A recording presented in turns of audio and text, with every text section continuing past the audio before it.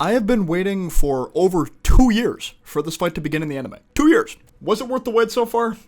Let's find out together. Today, I'm just going to be doing a breakdown of My Hero Academia's 11th episode of the 4th season. I do plan on doing more of these in the future, but I'm not necessarily going to do these videos on every single episode of the anime. For example, when the anime gets to the remedial provisional license stuff with Bakugo and Todoroki, I don't think I'll be covering any of that, especially since that arc is only going to be 2 episodes tops. It's almost not even really an arc, it's more of a mini arc if anything, but anywho, let's get started with the breakdown. The episode opens with a flashback of Chisaki and Chrono talking about how they finally perfected the Quirk Destroyer bullets. Chisaki stating that they've made the effects of the bullets permanent now, so anybody who gets shot by one of these loses their quirk forever. Now that All For One is gone, they need to start taking action with these as soon as possible. Definitely didn't expect the episode to be opening with this scene, to be honest. If my memory serves correctly, this little flashback of Chisaki and Chrono was shown in the manga while the fight between Chisaki and Mirio had already begun. I think it happened specifically right when Chisaki tried to throw the bullets at Nomoto so he could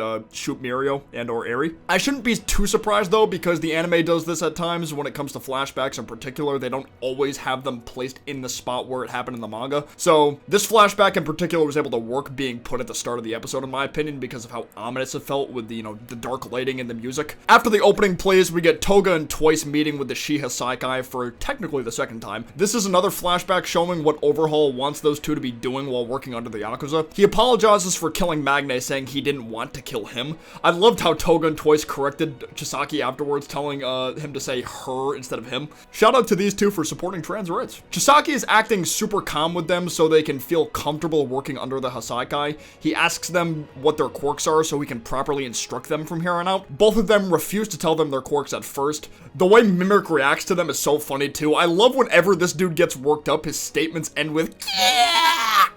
His voice actor is just amazing. I think it's the same guy who voiced Magma from Dr. Stone. One of the Hasaikai members in the back, Shin Nomoto, asks them what their quirks are and then they're able to properly answer. Shin's quirk forces people to tell the truth whenever he asks them a question, no matter what the question is. This guy is a piece of shit, by the way.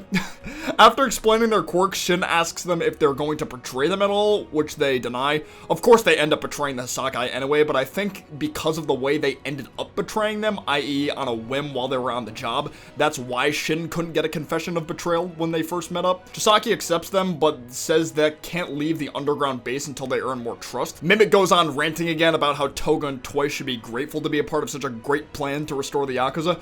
I cannot get enough of his voice, man. He might have my favorite voice work of any character this season, at least so far. He sounds like he's taking a dump every time he talks. I love it. Let's hope Gentle's voice actor, whoever that may be, can be the new best though. The episode cuts back to present time where it left off last week with Mimic freaking out over Toga and Twice's betrayal, using all of his remaining power from his quirk boost to crush them all to death. He keeps screaming that while attacking, eventually leading Deku to find out where he is in the ceiling. Mimic gets hit with a classic full cowl shoot style smash, which lets Aizawa erase his quirk once he's exposed. The League taunts him one last time as he's falling to his defeat. I'm gonna miss this dude. He's definitely one of my favorite Hasaikai members. Night Eye points out that they've been used, as in they indirectly helped the League of Villains by beating Mimic in a sense. Now for the meat of the episode. Mirio finally catches up to Chisaki and Chrono. He shows his desire to save Eri won't waver. However, Chisaki explains he's just gonna die if he doesn't back off. Mirio attempts to pursue them, but loses his balance in the process. This is caused by the Hasaikai member Sakaki Deidoro.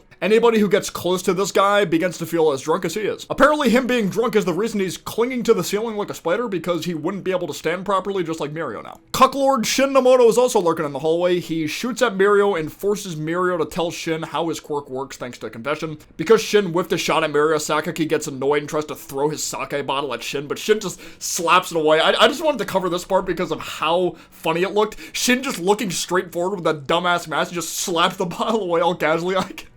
I couldn't help but laugh at that. Shin continues to have quite the mental battle with Mirio, saying emotions aren't necessary for Chisaki's ambitions to be played out smoothly. This is one of the reasons I hate this dude. He sucks Chisaki's cock harder than any member of the Hasaikai. He's like, Master needs me. I must walk beside him. Here I go. Like, shut up. Shut up.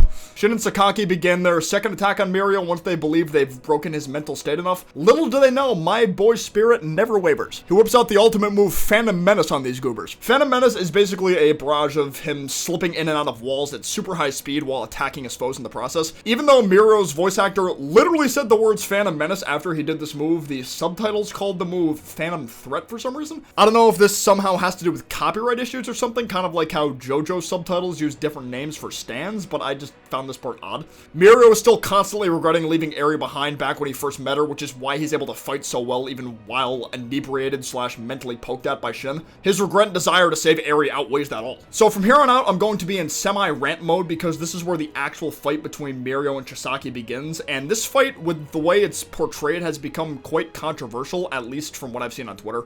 And to be honest, as someone who's caught up with the manga, I can definitely see why people are upset, and I'm somewhat upset myself. There were a lot of panels that I remember vividly from the manga that just weren't done justice in the anime. I'm going to be throwing up a few side-by-side examples as I'm going on. You know, when Mirio went for his first hit on Chisaki, with Chisaki dodging and Chrono getting kicked in the face. When Mirio went for the uppercut on Chrono when Chrono was trying to shoot at him. The part right after Chisaki's glove disintegrated as he tries to overhaul Mirio. You know, stuff like that. Stuff like that could have been done a lot better in my opinion. However, parts leading up to Mirio losing his quirk were done really well. The way Chisaki used Overhaul, the way the terrain was moving around looked great. Learning a bit about Chisaki's past and how he became affiliated with the Yakuza. He's incredibly desperate to repay his debt to the old boss, but takes his plans too far.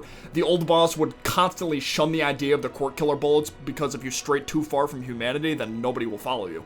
This followed up by Nomoto coming in with the quirk killer equipped gun ready to shoot at Eri. He remembers Mirio's true feelings towards her and figured the best way to put Mirio out of commission would be to aim at Eri. Yet another reason why this cocksucker is a subhuman. He is the core reason Mirio lost his quirk. There were some parts from the manga leading up to Nomoto making his entrance again that were cut though, specifically some narration about Nomoto being knocked out along with some inner monologuing from Nomoto himself.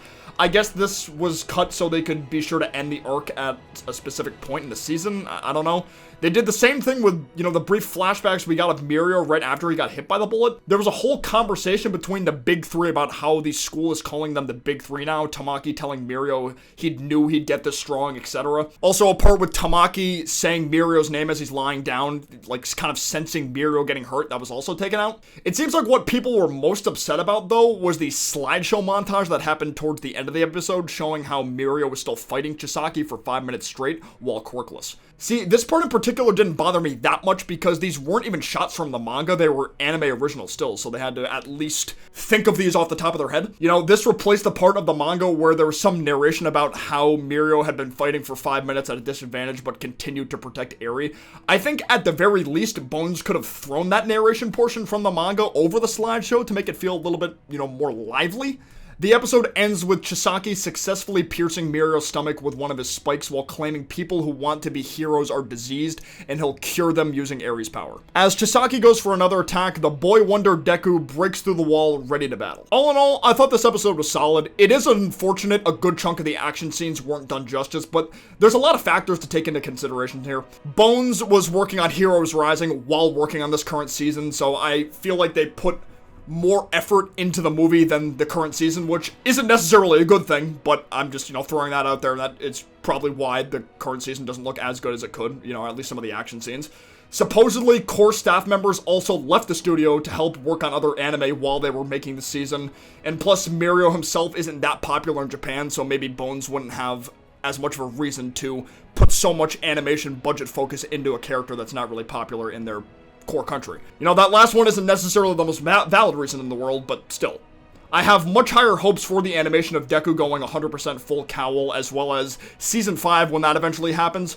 Hopefully we'll get that around fall of 2020. You know, since Horikoshi borderline confirmed that there won't be any more movies in the future, that will leave Bones to have more time to work on actual core seasons, rather than having to put focus on a movie and a season at the same time. I think that just about does it for this video though. Let me know in the comments what you thought about this episode in terms of both the content itself and the quality. I'm curious what you guys think. If you enjoyed the video, be sure to leave a like down below, and if you're new to the channel, subscribe, and I will see you guys next time. Peace out, take care, bye-bye.